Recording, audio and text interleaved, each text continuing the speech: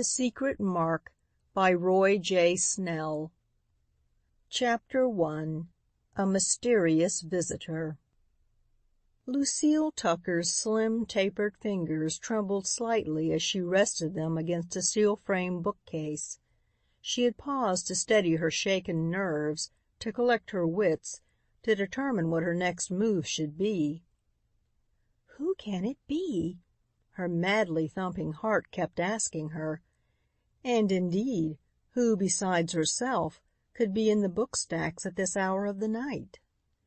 About her, ranging tier on tier, towering from floor to ceiling, were books, thousands on thousands of books. The 2 floors above were full of books. The 2 below were the same. This place was a perfect maze of books. It was one of the sections of a great library, the library of one of the finest universities of the United States. In all this vast city of books, she had thought herself quite alone. It was a ghostly hour, midnight. In the towers the great clock had slowly struck. Besides the striking of the clock, there had been but a single sound. The click of an electric light snapped on. There had instantly gleamed at her feet a single ray of light. That light had traveled beneath many tiers of books to reach her. She thought it must be 4, but was not quite sure. She had been preparing to leave the maze, as she often called the stacks of books which loomed all about her. So familiar was she with the interior of this building that she needed no light to guide her. To her right was a spiral stairway, which like an auger bored its way to the ground 4 stories below. Straight ahead, 20 tiers of books away, was a small electric elevator, used only for lifting or lowering piles of books. 14 tiers back was a straight stairway. To a person unfamiliar with it, the stacks presented a bewildering labyrinth, but to Lucille they were an open book. She had intended making her way back to the straight stairway which led to the door by which she must leave. But now she clutched at her heart as she asked herself once more, "Who can it be? And what does he want?" Only one thing stood out clearly in her bewildered brain. Since she was connected with the stacks as one of their keepers, it was plainly her duty to discover who this intruder might be, and, if occasion seemed to warrant, to report the case to her superiors. The university owned many rare and valuable books.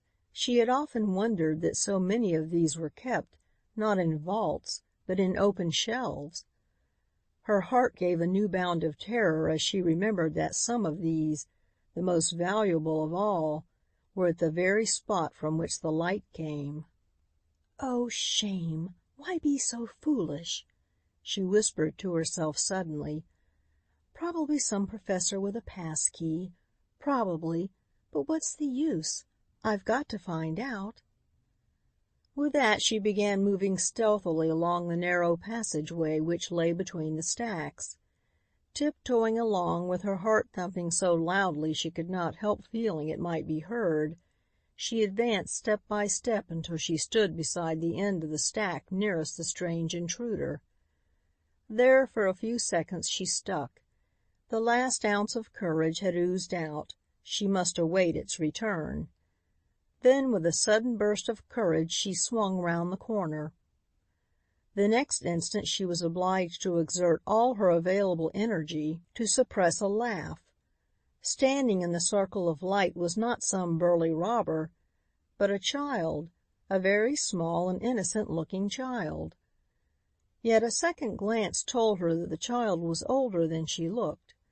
Her face showed that. Old as the face was, the body of the child appeared tiny as a sparrow's.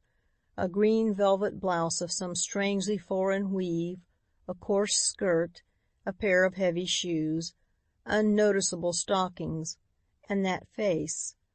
All this flashed into her vision for a second. Then all was darkness.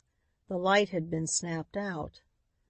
The action was so sudden and unexpected that for a few seconds the young librarian stood where she was, motionless.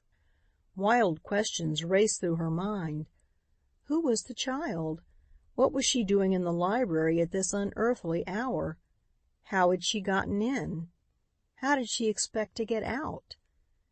She had a vaguely uneasy feeling that the child carried a package. What could that be other than books? A second question suddenly disturbed her. Who was this child? Had she seen her before? She felt sure she had. But where? Where? All this questioning took but seconds. The next turn found her mind focused on the one important question. Which way had the child gone? As if in answer to her question, her alert ears caught the soft pit-pat of footsteps. "She's going on to my right," she whispered to herself. "That's good. There is no exit in that direction. Only windows and an impossible drop of 50 feet. I'll tiptoe along, throw on the general switch, catch her at that end and find out why she is here. Probably accepting a dare or going through with some childish prank." Hastily she tiptoed down the aisle between the stacks. Then, turning to her left, she put out her hand, touched a switch, and released a flood of light. At first its brightness blinded her. The next instant she stared about her in astonishment. The place was empty. "Deserted as a tomb," she whispered. And so it was. Not a trace of the child was to be seen. "As if I hadn't seen her at all," she murmured. "I don't believe in ghosts, but where have I seen that face before? You'd never forget it once you'd seen it, and I have seen it. But where?" Meditatively she walked to the dummy elevator which carried books up and down. She started as her glance fell upon it. The carrier had been on this floor when she left it not 15 minutes before. Now it was gone. The button that released it was pressed in for the ground floor. "She couldn't have," she murmured. "The compartment isn't over 2 feet square." She stared again. Then she pressed the button for the return of the elevator. The car moved silently upward to stop at her door. There was nothing about it to show that it had been used for unusual purposes. "And yet she might have," she mused. "She was so tiny. She might have pressed herself into it and ridden down." Suddenly she switched off the lights and hurried to a window. Did she catch a glimpse of a retreating figure at the far side of the campus? She could not be sure. The lights were flickering, uncertain. "Well," she shook herself, then shivered. "I guess that's about all of that. Ought to report it, but I won't. They'd only laugh at me." Again she shivered. Then turning, tiptoed down the narrow passageway to carry out her original intention of going out of the building by way of the back stairs. Her room was only a half block away in a dormitory on the corner of the campus nearest the library. Having reached the dormitory, she went to her room and began disrobing for the night. In the bed near her own, wrapped in profound sleep, lay her roommate. She wished to waken her, to tell her of the strange event of the night. For a moment she stood with the name Florence quivering on her lips. The word died unspoken. "No use to trouble her," she decided. "She's been working hard lately and needs the sleep." At last, clad in her dream robes, with her abundant hair streaming down her back and her white arms gleaming in the moonlight, she sat down by the open window to think and dream. It was a wonderful picture that lay spread out before her, a vista of magnificent Gothic structures of gray sandstone framed in lawns of perfectly kept green. Sidewalks wound here, there, everywhere. Swarming with students during the waking hours, they were silent now. Her bosom swelled with a strange, inexpressible emotion as she realized that she, a mere girl, was a part of it all.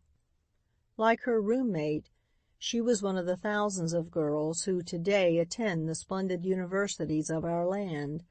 with little money, of humble parentage, they are yet given an opportunity to make their way toward a higher and broader understanding of the meaning of life through study in the university.